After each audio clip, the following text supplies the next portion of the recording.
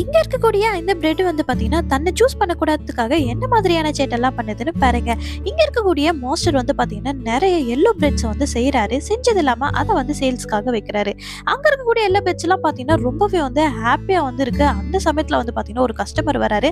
So அவர் வந்து பாத்தீங்கன்னா ஒரு எல்லோ பிரெட்டை சூஸ் பண்றதுக்காக அங்க இருக்க எல்லா பிரெட்ஸும் வந்து பாத்தீங்கன்னா குதிச்சுட்டே இருக்கு. அப்போ ஒரு பிரெட்டை சூஸ் பண்றாரு. சூஸ் பண்ணி எடுத்துட்டு போனதுனே பாத்தீங்கன்னா அதை வாங்கினவர் பாத்தீங்கன்னா அதை அப்படியே வந்து கடிச்சு சாப்பிட்டுறாரு.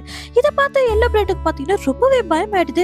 நம்ம எங்க கடிச்சு சாப்பிட போறாங்க சொல்லிட்டு எப்ப கஸ்டமர் வந்தாலும் அதோட ஷேப் பாத்தீங்கன்னா விதவிதமா வந்து மாத்திட்டே இருக்கு. ஸோ அது அக்லியா இருக்கனால யாருமே வந்து அது எடுக்கவே மாட்டேங்கிறாங்க. ஸோ இதே போல இந்த ஷாப்பை வந்து க்ளோஸ் பண்ணிடுறாங்க. இப்ப கடைசியா ஒரே ஒரு எல்லோ பிரெட் மட்டும் சேல் ஆகாம அப்படியே இருக்கு. இப்ப இந்த மாஸ்டர் வந்து பாக்குறீங்கன்னா இதை வந்து பாக்குறாரு. இது ஏன் சேல் ஆகல சொல்லிட்டு அதை எடுத்து அதை அப்படியே வந்து பாத்தீங்கன்னா கடிச்சு சாப்பிட்டுறாரு. அந்த பிரெட் அப்படியே ஏஞ்சலா மாறுது. இப்ப அந்த மாஸ்டரோட எக்ஸ்பிரஷனை பார்த்ததுக்கு அப்புறமா தான் அதோட பிறப்போட ரகசியமே அதுக்கு வந்து புரியுது. சந்தோஷமா இப்ப போகுது.